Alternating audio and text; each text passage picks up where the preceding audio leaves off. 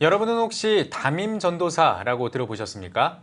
당회장이나 치리 목사가 위임해서 예배를 주관하고 설교하며 성도를 신방하는 사역자를 의미하는데요. 하지만 담임 목사처럼 세례 그리고 성찬식 등 성례전과 축도 권한은 없다고 합니다. 네, 이런 가운데 예장통합총회가 담임 전도사들의 사역을 지원하기 위한 준비에 들어갔습니다. 김인혜 기자입니다.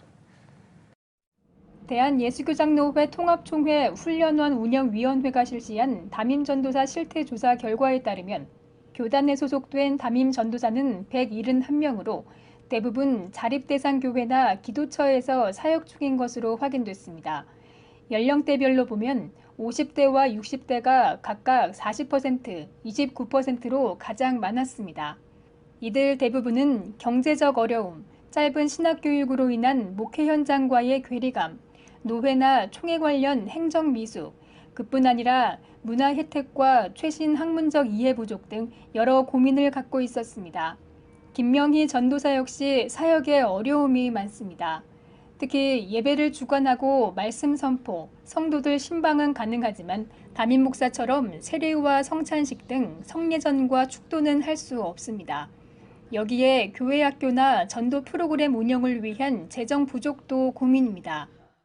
성찬 세례식 이런 그런 부분에 있어 가지고 자격이 안 되니까 이게 현장에서 이제 그런 일들은 해야 되고 당장 이제 필요하잖아요. 이제 그런 부분이 좀 제일 그렇더라고요. 이런 가운데 예장통합총회 훈련원이 전도사의 신분으로 교회를 책임지고 목회 중인 담임 전도사들 사역 지원을 위한 본격적인 준비에 나섰습니다. 지난 102회 총회에서 지교회의 담임 전도사는 반드시 총회 훈련원에서 주관하는 계속 교육 훈련 과정을 이수한 사람으로 하도록 결의된 바 있습니다. 여전히 이분들을 중심으로 해서 많은 성도들이, 그러니까 전국적으로 봤을 때 많은 성도들이 있고 그 성도들이 이제 또 그분들을 통해서 신앙생활을 하고 있다는 걸 생각해 보면 이분들에 대한 재교육은 시급하다고 볼 수가 있죠.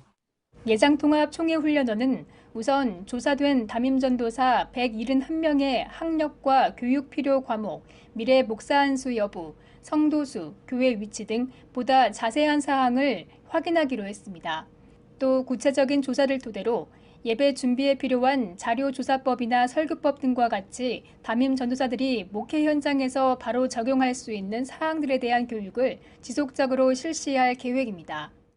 거기 기본 포인트는 지성과 영성과 쉼이에요. 좀 더 구체적으로 이분들이 필요로 한 게 무엇인지를 조사를 해서 그것에 맞는 맞춤형 그런 교육을 하자. 담임 전도사에 대한 관심이 한국교회 목회 현장을 건강하게 만드는 좋은 계기가 될 것으로 기대되고 있습니다. CTS 뉴스 김인혜입니다.